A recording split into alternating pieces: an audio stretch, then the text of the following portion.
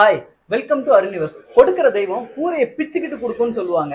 ஆனா ரிஷப் பண்ட் விஷயத்துல அவரோட காங்கிரீட் வீடையே பிச்சுக்கிட்டு கொட்டி கொட்டுன்னு கொட்டி இருக்கு பணமழை இன்னைக்கு. ஆமாங்க, ஐபிஎல் பேங்க மொத்தமா உடைச்சிட்டாரு. ஐபிஎல் ஹிஸ்டரியிலேயே இதுவரைக்கும் 27 கோடி ரூபாய் அதிகப்படியான தொகைக்கு ஏலத்துக்கு இன்னைக்கு எடுக்கப்பட்டிருக்காரு அவரு. ரிஷப் பண்ட்டுக்கு எல்எஸ்ஜியும் எஸ்ஆர்ஹெச்சும் போட்டி போட்டு பிட் பண்ணாங்க. பேஸ் பிரைஸ் 2 crores ஆரம்பிச்சு கிட்டத்தட்ட 20.75 crores எல்எஸ்ஜி பிட்டை ஸ்டாப் பண்ணாங்க. அங்க வந்து எஸ்ஆர்ஹெச் பிட்ல இருந்து வெளியே போனாங்க.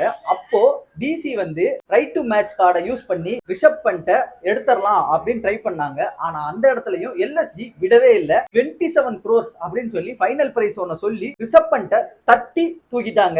அதனால அவரோட காட்டுல இன்னைக்கு பணமழை கொளிச்சுக்கிட்டு இருக்கு. அதே மாதிரிதான் ஸ்ரேயாஸ் ஐயருக்கும் ஒரு டைட்டில் வின்னிங் கேப்டன் அவரு ஃபைனலா 26.75 crores பிபிகேஎஸ் ஆல வாங்கப்பட்டாரு. இதனால பிபிகேஎஸ்க்கு அவர் கேப்டன் ஆகிறதுக்கான அதிகப்படியான வாய்ப்பு இருக்கு.